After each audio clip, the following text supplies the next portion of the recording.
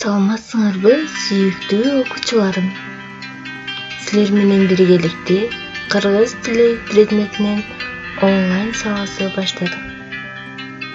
Бүгүнкү биздин өтө турган темабыз багынкы сүйлөмдүн түрлөрү.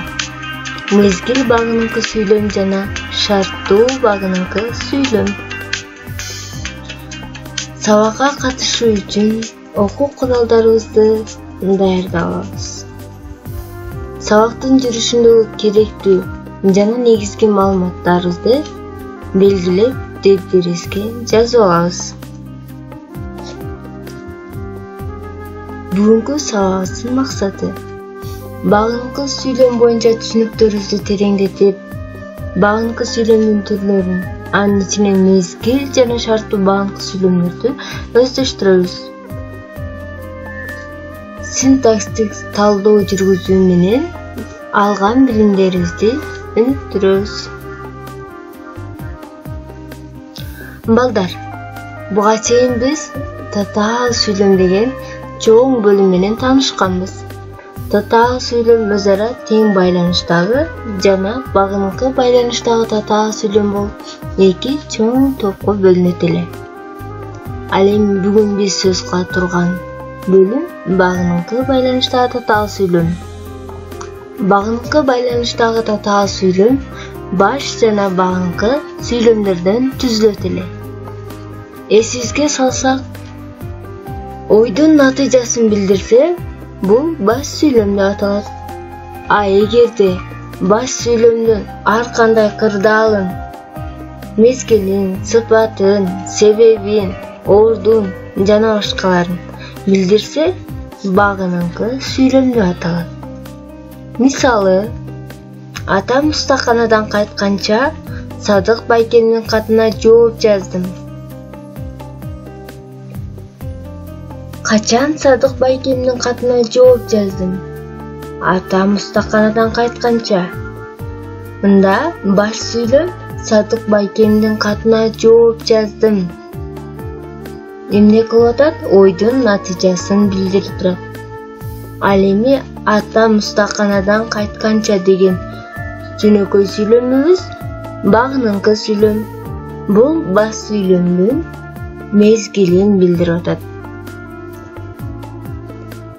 Мааниси жана грамматикалык түзүлүшү боюнча багынкы сүйлөмдүн төмөнкүдөй түрлөрү бар. Мезгил, орун, шарттуу, карама-каршы, сыпат, салыштырма, себеп, максат, сан өлчөм. Мезгил багынкы сүйлөм баш сүйлөмдөгү ойдун мезгилин билдирет.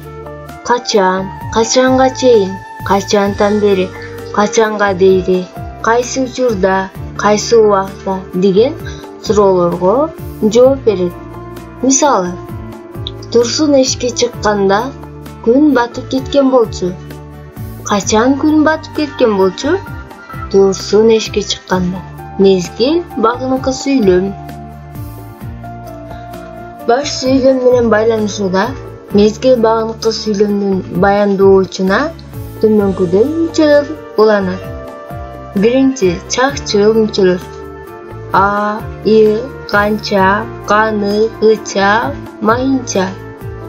Экинчи, атооштуктун кан мүчөсүнө жөндөмө мүчөлөр уланат же жандооштор айкашып келет. Биз ээрчишип келе жатканда дүйнө башкача сезиле турган. Меймандар отурган убакта токтогул комузун колуна алды. Биринчи сүйлөмдө жөндөмө мүчө уланды, экинчи сүйлөмдө жандоо сөз айкашып келди. Үчүнчү, шарттуу ыңгайдын саа мүчөсү аркылуу. Балдар токойдон чыгышса, айлананы туман каптап калыптыр. Качан айлананы туман каптап калыптыр? Балдар токойдон чыгышса. Демек, бул жерде багынкы сүйлөм баш сүйлөмдүн мезгилин билдирди.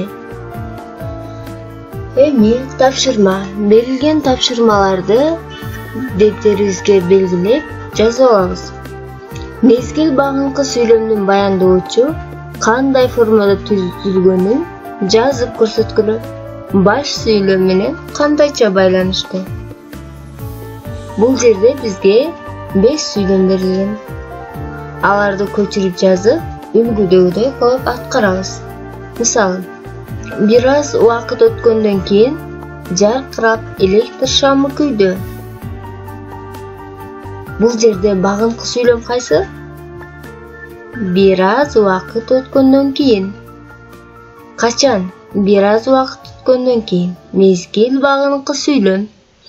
Баяндоочу атооштуктун кан мүчөсүнүн өзгөргөн түрү көн, андан кийин жөндөмө мүчө дөн. Кийин деген жан дооч сөз бул айкашып келди. Ушул эле формалар баш сүйлөм менен байланыштырды. Кийинки тапшырма. Көп чекиттин ордуна баш сүйлөмдү, тескерисинче багынкы сүйлөмдү ойлоп таап жазабыз жана тыныш белгилерин коебуз. Бул берилген тапшырмаларды толугу менен дептерибизге белгилеп жазып алабыз. Андан кийин шарттуу багынкы сүйлөм. Баш сүйлөмдөгү ойдун шартын билдирип, эмне болсо, эмне болот, кандай болгондо, эмне болбой деген суроолорго жооп берет. Мисалы, сүрөт элге жакса мен өзүмдү бактылуу деп эсептеймин. Эмне болсо мен өзүмдү бактылуу деп эсептейм. Сүрөт элге жакса. Шарттуу багынкы сүйлөм. Шарттуу багынкы сүйлөмдүн баяндоочу этичтин төмөнкүдөй мүчөлөрү аркылуу түзүлөт. Шарттуу ыңгайдын саа мүчөсү. Дыйканчылык көп болсо жердин гүлү ачылат. Ал эми экинчиси бай мүчөсү аркылуу. Ынтымак болбой, иш оңолбойт. Тапшырма. Сүйлөмдөгү натыйжанын болушу үчүн шартты билдирген сүйлөмдөрдү көрсөткүлө. Кийинки тапшырмабыз. Төмөнкү мүчөлөрдү багынкы сүйлөмдүн баяндоочуна булап, багынкы байланыштагы татаал сүйлөм түзгүлө. Мисалы, мээнетиң катуу болсо, тапканың таттуу болот. Шарттуу багынкы сүйлөм. Тапшырмабыздын 3-чү бөлүгү. Төмөнкү схемалардын негизинде мезгил жана шарттуу багынкы байланыштагы татаал сүйлөмдөрдү түзгүлө. Балдар, көңүл бургула. Эгерде тегери кашо болсо, багынкы сүйлөм, ал эми чарчы кашо болсо, баш сүйлөм.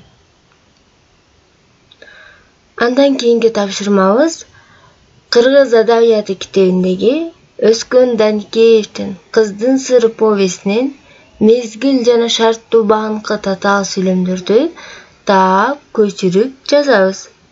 Эскертүү. Сүйлөмдөрдүн саны 4төн кем болбосун. Алардын ичинен бир сүйлөмгө синтаксистик талдоо жүргүзөбүз. Балдар, бүгүнкү сабакка көңүл бурганыңар үчүн чоң рахмат. Бул берилген маалыматтарды окуу китебинде маалыматтар менен салыштырып бышыктайбыз. Берилген тапшырмаларды шарты менен аткарганга аракет кылабыз. Эгерде кандайдыр бир түшүнбөгөн суроолор болсо, бул даректер аркылуу байланышабыз. Аткарылган тапшырмаларды мугалимдерибизге текшертебиз. Кайрадан кийинки сабак аркылуу көрүшкөнчө саламатта калгыла.